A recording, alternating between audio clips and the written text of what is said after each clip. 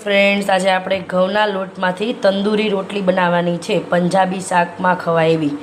તો આપણે થોડો 2 વાટકા ઘઉંનો લોટ લીધો છે, એમાં થોડું મીઠું નાખીશું અને 2 થી 3 ચમચી જેટલી તેલ નાખીશું આપણે।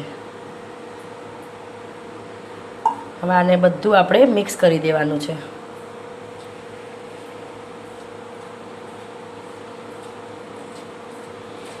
एकदम मिक्स करवानुं छे आपणे तेल अने मीठुं। घऊना लोटमांथी तंदूरी रोटली बहुत सरस थाय छे, बहुत खावानी मजा आवे छे। अमे लोको मेंदो नथी वापरता एटले अमे घऊना लोटमांथी करीए छीए। तमने खबर ज नहीं पड़े मेंदानी रोटली छे के घऊनी रोटली तंदूरी रोटली छे। तमे एक वखत जरूरथी ट्राय करजो। आपणे पाणी नाखी लोटने बांधी देवानो छे। फ्रेंड्स આપણે લોટ બાંધીને રેડી કરી નાખ્યો છે। આને હવે 15 થી 20 મિનિટ માટે આપણે એને મૂકી દઈશું, પછી આપણે એને તંદૂરી રોટલી બનાવશું। તૈયાર થઈ ગઈ છે। હવે તેલ નાખ્યું છે, હવે આને આપણે કૂણવી લેવાનો છે। જો ફ્રેન્ડ્સ હવે આપણે આવા લુવા વાળી દેવાના છે, પછી આની રોટલી બનાવવાની છે।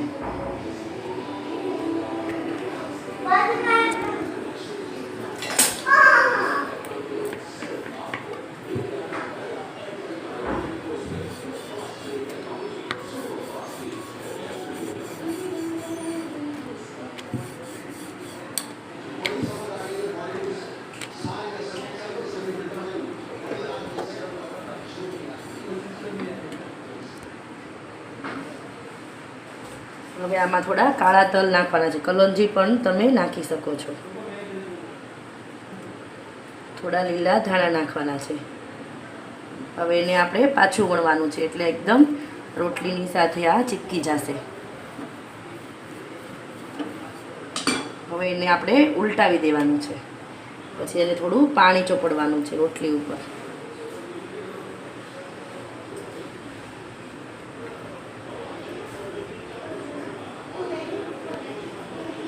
પછી આપણે આને આવી રીતે લોઢીમાં નાખવાનું છે। જો અવાજ આવશે સુમ,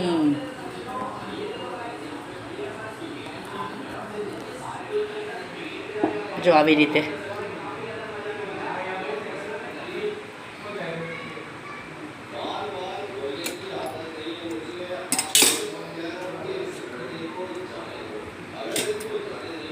આવી રીતે થોડોક ચડી જાય પછી આપણે આ લોઢીને આખી ઉલટી કરી દેવાની છે।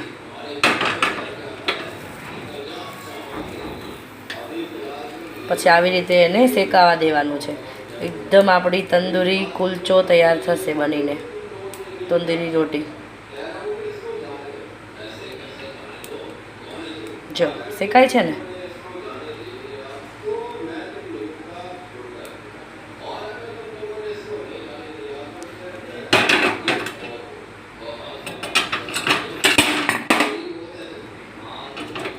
થોડો આ સાઈડથી કાચો છે।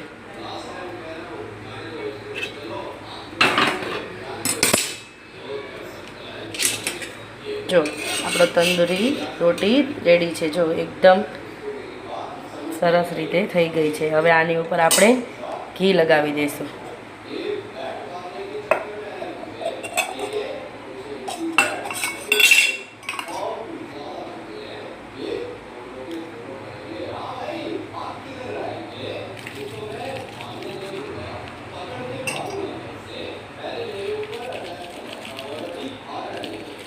पंजाबी शाक जोड़े आने खावानी खूब मजा आवे छे। जो आपणी तंदूरी रोटी तैयार थई गई है। आने पंजाबी शाक साथे आपणे खाई शकशुं।